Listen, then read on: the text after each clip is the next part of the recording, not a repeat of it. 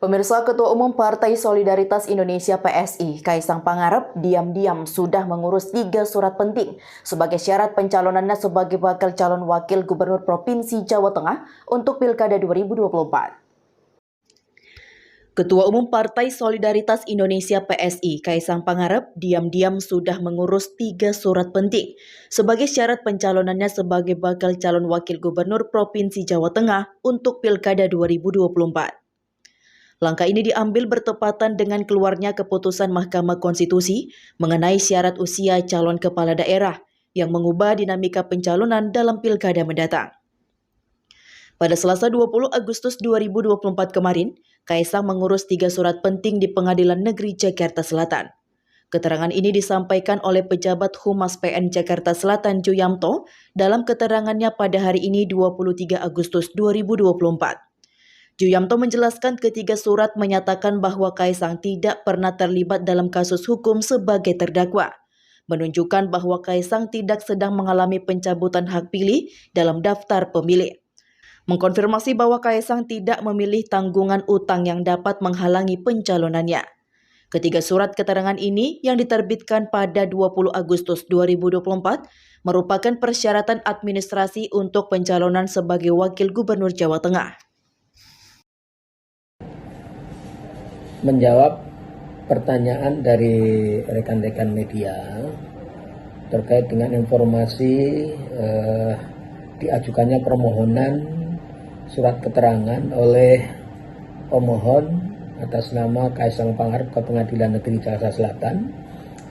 Setelah kami cek di Kepaniteraan Hukum Pengadilan Negeri Jakarta Selatan, memang betul ada permohonan tersebut, yaitu surat keterangan tidak pernah sebagai terdakwa, surat keterangan tidak sedang dicabut hak pilihnya dalam daftar pemilih, dan surat keterangan tidak memiliki tanggungan utang secara perorangan atau secara badan hukum yang menjadi tanggung jawabnya yang merugikan keuangan negara.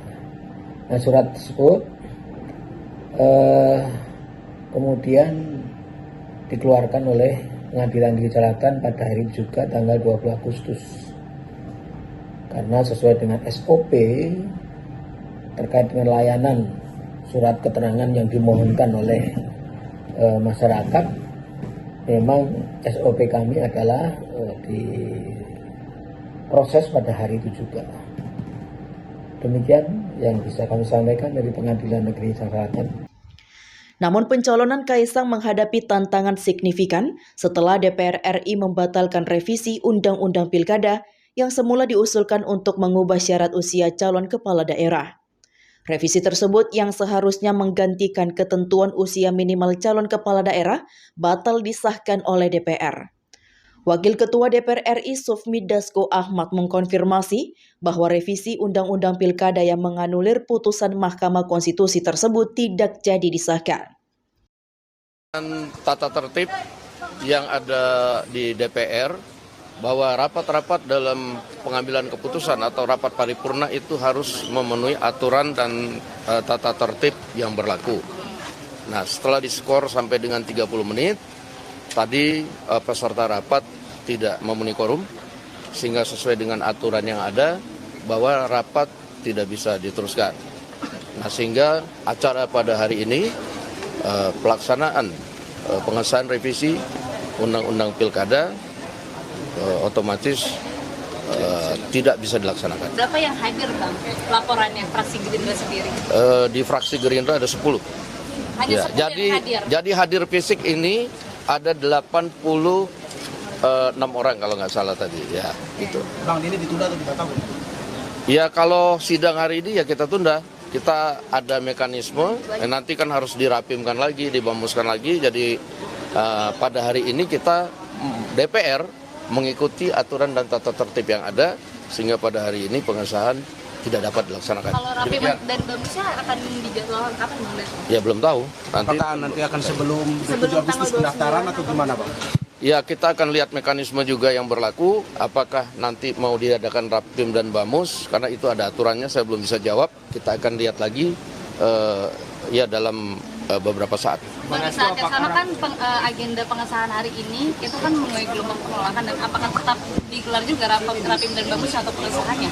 Ya nanti kita akan lihat perkembangannya ya. Kita akan rapatkan dan kita DPR itu adalah lembaga perwakilan dari rakyat dan tentunya juga akan melihat aspirasi dari rakyat. Demikian.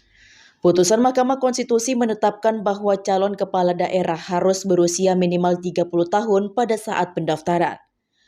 Aturan ini telah menjadi bagian dari peraturan KPU untuk Pilkada 2024. Karena Kaisang Pangarep saat ini berusia 29 tahun, ia berisiko tidak memenuhi syarat usia minimal yang ditetapkan.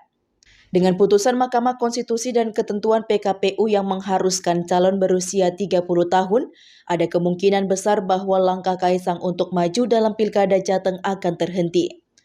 Pendaftaran untuk calon kepala daerah dimulai pada 27 Agustus 2024 dan Kaisang masih belum memenuhi syarat usia yang ditetapkan.